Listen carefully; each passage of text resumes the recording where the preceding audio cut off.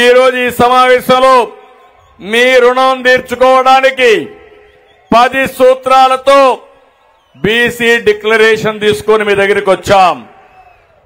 మన ప్రభుత్వం వస్తానే ప్రజా ప్రభుత్వం వచ్చిన వెంటనే తెలుగుదేశం జనసేన ప్రతి ఒక్కరు ఎవరైతే ఉన్నారో బీసీలకి 50 సంవత్సరాలకే పింఛన్ ఇచ్చే విధానానికి శ్రీకారం చుడుతున్నాం.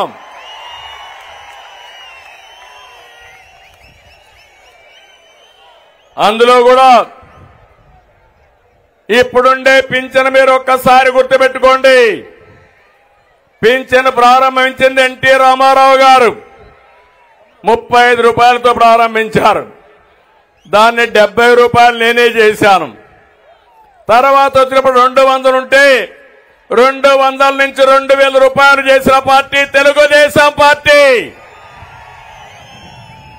ఇప్పుడు హామీ ఇస్తున్నా, అంచెల వారీగా వీళ్ళు చేశారు. అదే తెలుగుదేశం ఉంటే మొట్టమొదటిసారిగానే వచ్చేది 2019లో. రేపు రాబోయే రోజుల్లో ఈ 3000 పింఛన్ని 4000 రూపాయలు ఇచ్చే బాధ్యత తెలుగుదేశం జనసేన తీసుకుంటాం. బీసీ సప్లాన్ ఏం తమ్ముళ్ళు పెట్టారా వీళ్ళని మిమ్మల్ని అడుగుతున్నా. 15,000 కోట్లు సంవత్సరానికి చెప్పారా లేదా అని అడుగుతున్నా మిమ్మల్ని. 15 రూపాయలు పెట్టారని అడుగుతున్నా మిమ్మల్ని.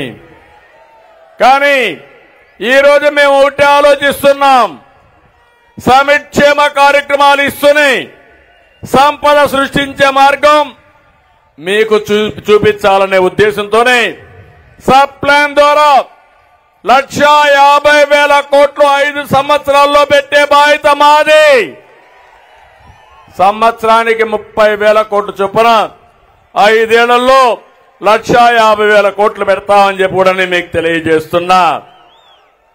ఇంకో పక్కన మీరు ఒకసారి దొంగ లెక్కలు చూపించి ఎక్కడ కూడా నిధులు దొడ్డిదారికి మళ్లించి బీసీలకు అన్యాయం చేసిన పార్టీ వైఎస్ఆర్ కాంగ్రెస్ పార్టీ.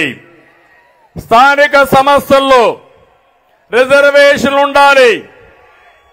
25% ఉంటే కాదు 34% ఉండాలని ఆ రోజు తెలుగుదేశం పార్టీ ఆధ్వర్యంలోనే రిజర్వేషన్లు పెంచాం. జగన్మోహన్ రెడ్డి వచ్చిన తర్వాత 34 నుంచి 25%కు తగ్గించాడు. దగ్గర దగ్గర 16,800 మంది పదవులు కోల్పోయారు. మీరొక్క విషయం గుర్తుపెట్టుకోవాలి, నాయకత్వం అనేది రాత్రికి రాత్రే రాదు. అనునిత్యం తయారు చేసే తప్ప సాధ్యం కాదు. ఓసారి చాలా మంది వెనుకబడి ఉంటారు. దానికి కారణాలు విశ్లేషిస్తే ఒకటి ఆర్థికంగా వెనుకబడి ఉండడం, రాజకీయంగా వెనుకబడడం, సామాజికంగా వెనుకబడడం, ఈ అన్ని కారణాలతో ఎన్ని సంవత్సరాలైనా పేదరికంలో మగ్గే పరిస్థితి వస్తుంది.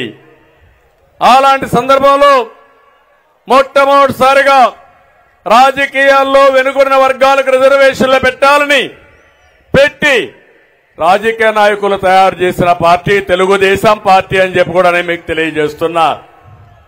దీని తర్వాత సమర్థవంతమైన నాయకత్వం వచ్చారు.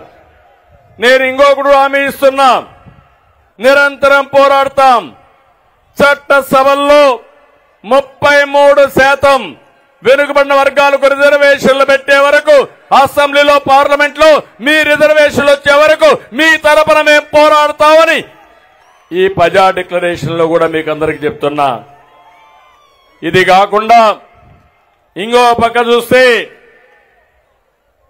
ఎవరైతే 153 కులాలున్నాయి, అన్ని కులాలకు మేము స్థానాలు ఇవ్వలేకపోవచ్చు. వీలైనంత వరకు అందరినీ అకామిడేట్ చేయడానికి ప్రయత్నం చేస్తాం. అటు జనసేన తెలుగుదేశం కూడా ఒకవేళ గెలవాలి, ఈ రాష్ట్రాన్ని కాపాడుకోవాలి.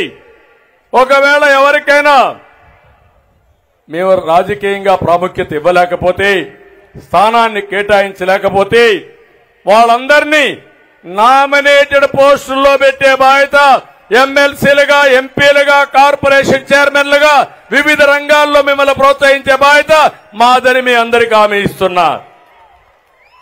ఒకప్పుడు నేను ఆలోచించాం, ఆ రోజు 2 పిల్లల కంటే ఎక్కువ ఉంటే స్థానిక సంస్థల్లో పోటీ చేయడానికి అర్హత లేదు. ఇప్పుడు జనాభానే మన ఆస్తి. అందుకే నేను హామీ ఇస్తున్నా, పవన్ కళ్యాణ్ గారు ఇద్దరం కలిసి హామీ ఇస్తున్నాం.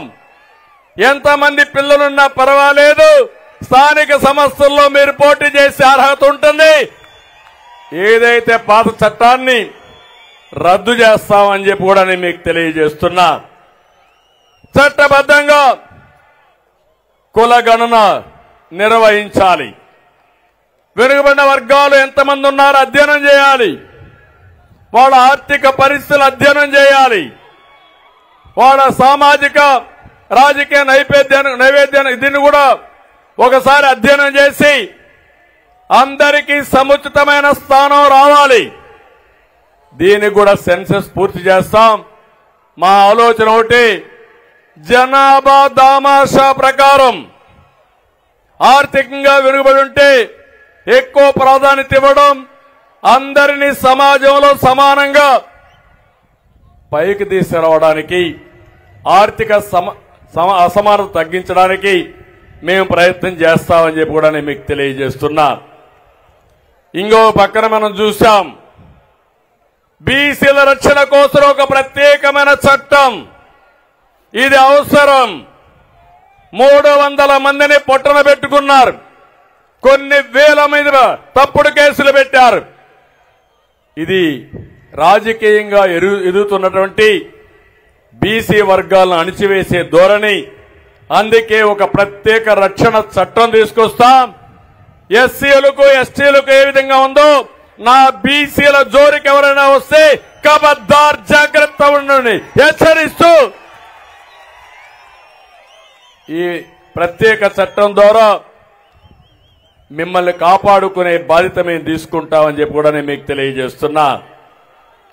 ఆర్థిక అభివృద్ధి కోసం జనాభా ఒక పక్క, మీ ఆర్థికంగా వెసులుబాటు ఒక పక్క, ఈ రెండో తీసుకుంటాం.